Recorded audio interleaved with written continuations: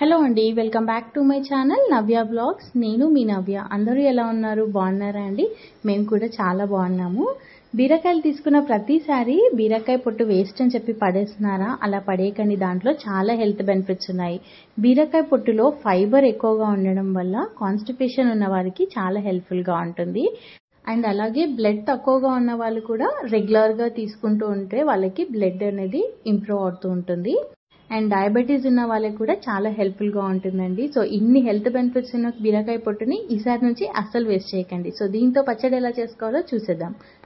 ముందుగా స్టవ్ మీద ఒక ప్యాన్ పెట్టేసుకొని అందులో 1 టేబుల్ స్పూన్ ధనియాలు, 1/2 టేబుల్ స్పూన్ జీలకర్రని యాడ్ చేయండి. అది కొద్దిగా డ్రై రోస్ట్ అయిన తర్వాత అందులో 1.5 టేబుల్ స్పూన్ నువ్వుల్ని యాడ్ చేసుకోండి.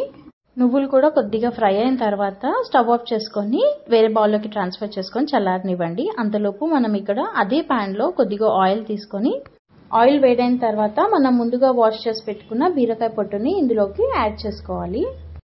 సో ఈ బీరకాయ పొట్టుని ఎక్కువగా ఫ్రై చేయకుండా కొద్దిగా పచ్చి వాసన పోయేంత వరకు ఒక 5 minutes మీడియం ఫ్లేమ్లో ఫ్రై చేస్తే సరిపోతుందండి.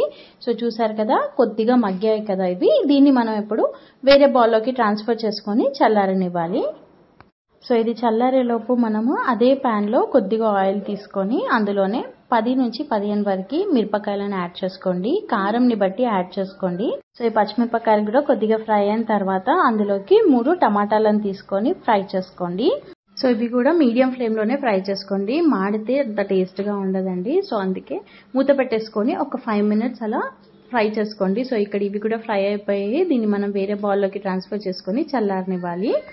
సో ఇక్కడైతే ఇవన్నీ చల్లారిపోయాయండి. ఇప్పుడు మనం ఒక మిక్సీ జార్ తీసుకొని అందులో ముందుగా మనము డ్రై రోస్ట్ చేసి పెట్టుకున్న ఇంగ్రీడియంట్స్ని యాడ్ చేసుకొని కచ్చాపచ్చాగా గ్రైండ్ చేసుకోవాలి. తర్వాత అందులోకి మనం ముందుగా ఫ్రై చేసి పెట్టుకున్న బీరకాయ పొట్టుని ఇంకా టమాటా పచ్చిమిరపకాయలను కూడా యాడ్ చేసుకోవాలి. సో ఇవన్నీ యాడ్ చేసుకున్న తర్వాత ఇందులో కొద్దిగా కరివేపాకు, 4 నుంచి 5 వరకు వెల్లుల్లిపాయలను యాడ్ చేసుకోండి. సో ఇందులో కొద్దిగా సాల్ట్ని కూడా యాడ్ చేసుకొని గ్రైండ్ చేసుకోవాలి. సో నేను ఇందులో చింతపండుని యాడ్ చేయట్లేదండి. నేను తీసుకున్న టమాటాలు మా చెట్టువి కాబట్టి కొద్దిగా పుల్లగా ఉంటాయి. చింతపండు కావాలంటే మీరు యాడ్ చేసుకోవచ్చు, బట్ చాలా తక్కువ క్వాంటిటీలో యాడ్ చేసుకోండి. సో మిక్సీ పట్టేసుకున్న తర్వాత ఒక ప్యాన్లో కొద్దిగా ఆయిల్ తీసుకొని అందులోనే ఆవాలు, జీలకర్ర, ఎండుమిరపకాయలను యాడ్ చేసుకొని కొద్దిగా పసుపును కూడా యాడ్ చేసుకోండి. అండ్ ఇందులోనే 2 నుంచి 3 వరకు వెల్లుల్లిపాయలని ఇంకా కరివేపాకుని యాడ్ చేసుకొని ఫ్రై అయిన తర్వాత మనం ముందుగా గ్రైండ్ చేసి పెట్టుకున్న బీరకాయ పచ్చడిని ఇందులోకి యాడ్ చేసుకొని బాగా మిక్స్ చేసుకోవాలండి. సో ఇది మిక్స్ చేసుకున్న తర్వాత ఒక 2 to 3 minutes మూత పెట్టేసి అలా స్టవ్ మీద పెట్టేసేయండి. ఒక 3 minutes తర్వాత స్టవ్ ఆఫ్ చేసేసుకొని వేరే బౌల్లోకి ట్రాన్స్ఫర్ చేసుకుంటే టేస్టీ అండ్ హెల్దీ బీరకాయ పచ్చడి అయితే రెడీ అయిపోతుందండి. సో ఈ టేస్టీ అండ్ హెల్దీ బీరకాయ పచ్చడిని వేడి వేడి అన్నంలో కలుపుకొని తింటే ఉంటుంది. ఆహా ఏమి రుచి అని అనాల్సిందేనండి. పిల్లలైతే ఎంతో ఇష్టంగా తింటారు. సో ఈసారి మాత్రం బీరకాయ పచ్చడి చేసుకోవడం అస్సలు మర్చిపోకండి. మీకు ఈ రెసిపీ నచ్చితే కామెంట్ బాక్స్లో కామెంట్ చేయండి. కొత్తగా చూసేవాళ్ళు ప్లీజ్ సబ్స్క్రైబ్ చేసుకోండి. Thank you all.